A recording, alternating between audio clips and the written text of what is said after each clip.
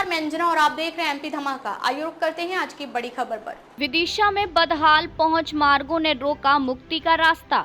विदिशा जिले में बारिश के दौरान ग्रामीण क्षेत्रों के शमशान घाट के पहुंच मार्गों की बदहाली और अव्यवस्थाओं के मामले मीडिया की सुर्खियों में बने हुए हैं। अभी विदिशा जनपद पंचायत के बेरखेड़ी अहमदपुर का मामला सामने आया, जहां मृतक को शमशान घाट तक ले जाने में लोगों को बहुत असुविधा हुई। लगभग 1 किलोमीटर की सड़क दलदल में तब्दील हो गई है।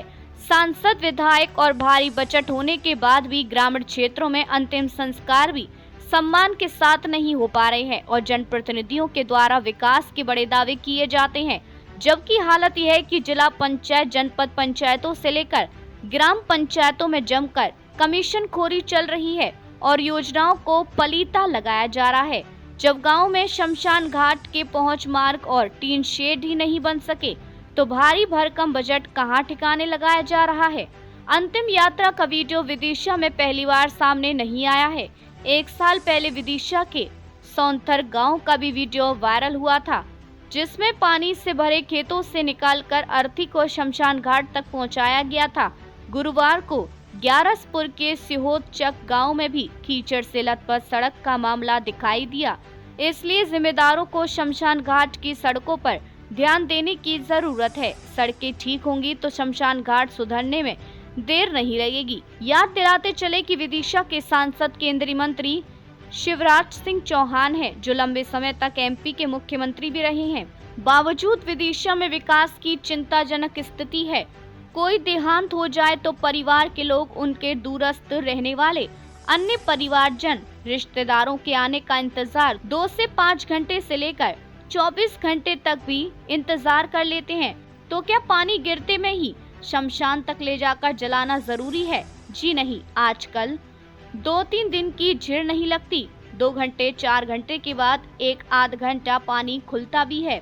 इसलिए अंतिम संस्कार के बगैर बारिश के भी किया जा सकता है। भले ही शमशान घाट में शेड हो या ना हो या क्षतिग्रस्त हो, पर पानी 4 घंटे रुकने के बाद भी और 24 घंटे बाद भी रास्ते की कीचड़ और रास्ते की असुविधा से नहीं बचा जा सकता। इसलिए पहले आवश्यक है शमशान तक जाने का रास्ता, जो बहुत से गाँव में है ही नहीं, या है तो निजी भूमि से जाना पड़ता है, या शासकीय जमीन पर अतिक्रमण कर दबा लिया गया है, या शासकीय रास्ता उपलब्ध है तो उस पर पक्की या किसी भी तरह की सड़क नहीं बनी है। इसलिए जनप्रतिनिधियों और अधिकारियों को पहले कैसे भी सड़क की व्यवस्था करनी चाहिए। यदि पहुंच मार्ग होगा तो अन्य सुविधाएं आसानी से हो पाएंगी, लेकिन इस दिशा में विदिशा जिले में कोई काम नहीं हो रहा।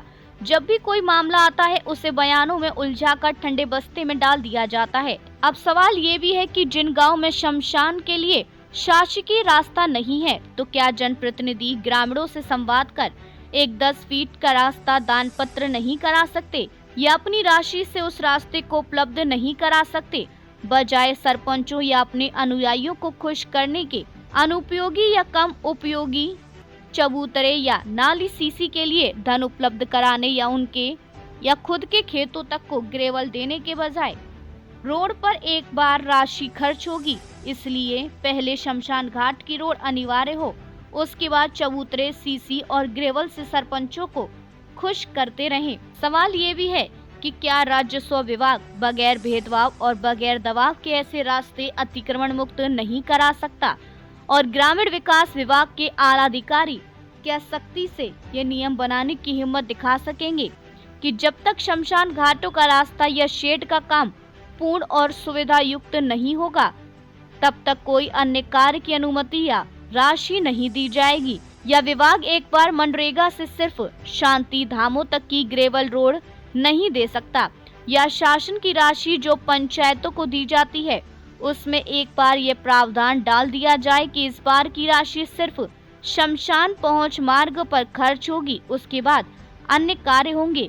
या जिम्मेदार अधिकारी सुई को फांसी और तलवार को माफी की तर्ज पर मामला आने पर अपने छोटे कर्मचारियों का गला पकड़ता रहेंगे?